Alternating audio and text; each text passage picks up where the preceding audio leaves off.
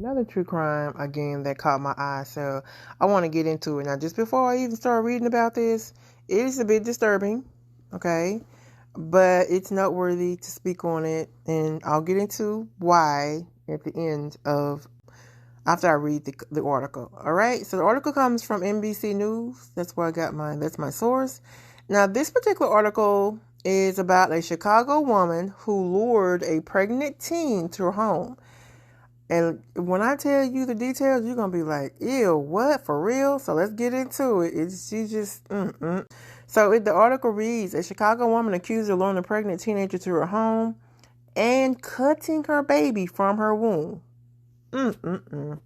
With a butcher knife nearly 5 years ago, pleaded guilty to murder Tuesday and was sentenced to 50 years in prison.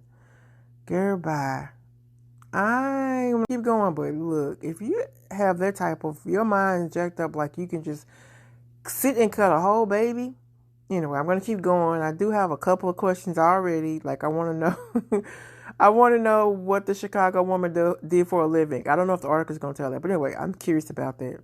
Okay, so Clarissa Figueroa, who's 51, seated in a wheelchair and wearing a bright yellow jumpsuit, did not provide statement but answered yes when Cook County Judge Peggy Chiampas asked her if she understood she would need to serve the entire sentence and would not receive early release on parole, news outlets reported. Sorry, I know I'm tearing their name up, okay? But I know if you, I'm going to keep going. I know if you noticed, I noticed she's sitting where? I do wonder, okay, I go back. Okay, so she's sitting in a wheelchair and she's 51. Now, what happened to her? And I'm going to presume or assume that she wasn't in the wheelchair when she attacked and lured the teenager there and took her baby. I can't imagine she was in a wheelchair then. But moving on, I always have questions when I'm reading this crazy stuff like this. Okay, anyway, prosecutors have said that Figueroa, and I'm going to call her Fig because I can't pronounce her name, honey, strangled 19-year-old Marlon Ocho Lopez with a cable on April 23, 2019, after luring the teenager to her home with the promise of free clothing of her unborn child. Oh my goodness. Ocho Lopez was 9 months pregnant.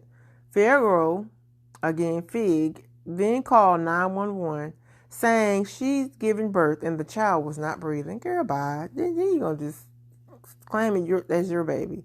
The child died about 2 months later.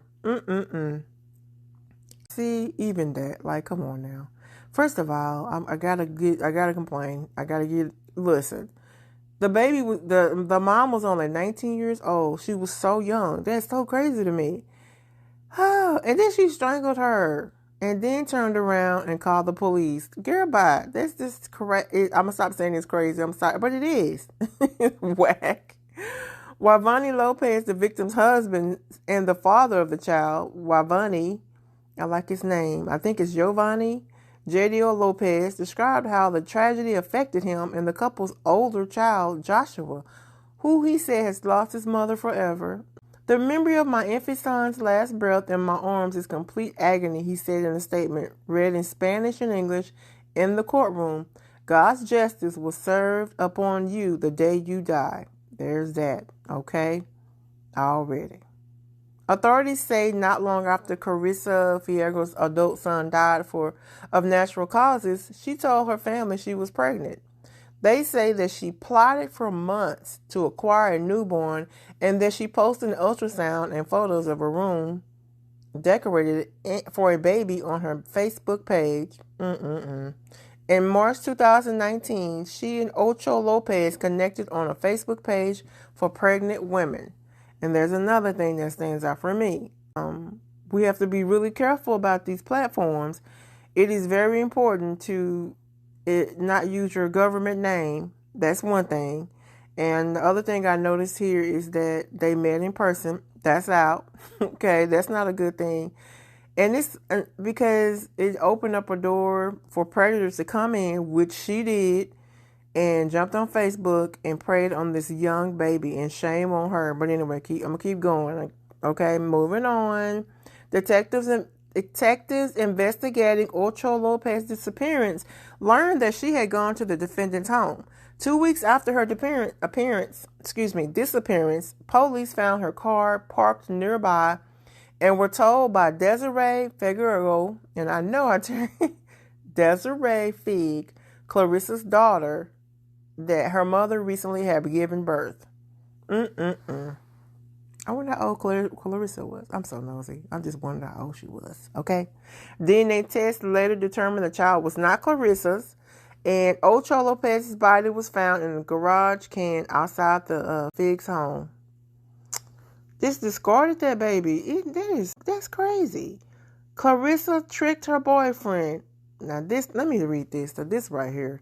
Clarissa Figueroa, I'm gonna say her name wrong, tricked her boyfriend Pierre Bobak, B-O-B-A-K, into believing he was the father, police and prosecutors said.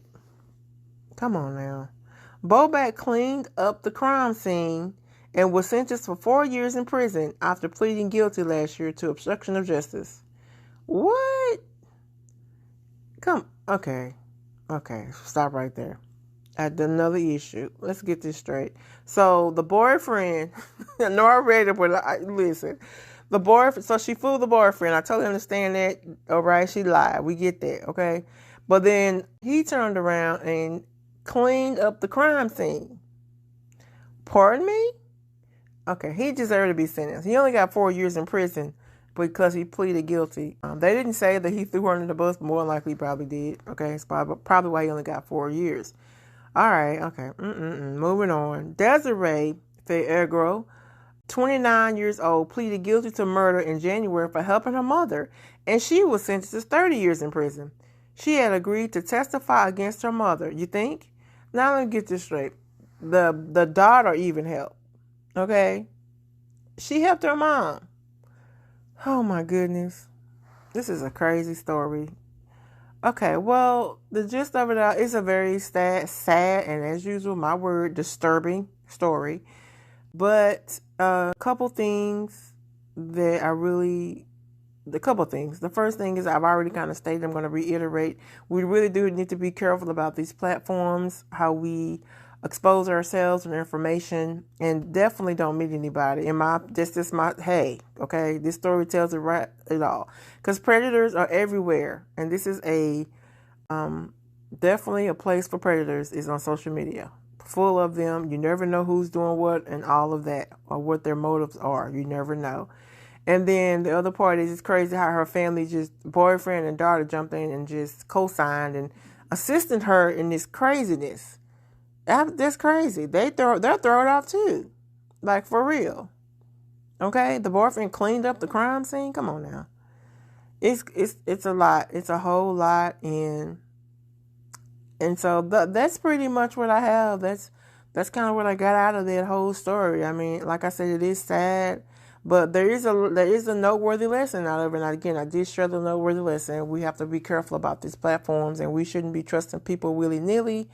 And I know the baby just needed clothes, and that's unfortunate. And she just prayed on her. She really did. She was a young mommy. And one more thing.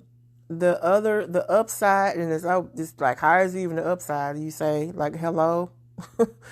The only upside I really can see is the fact that at least that she was caught and she was brought to justice, okay, for her crime, for taking out this young baby and her baby, because she was a teenager. And anyway, it's a very sad story. But, let me know what you think down in the comment section, all right? And just let me know what you think about this whole thing. What stood out for you? What was like the worst part of this story for you? Also, did you learn anything or anything like that from this, listening to this? Okay. All right. As I always say, we can't change anyone else. We only can change ourselves. Focus on the things you can control and not on the things you can't. I'll be back with another one. Thank you and goodbye.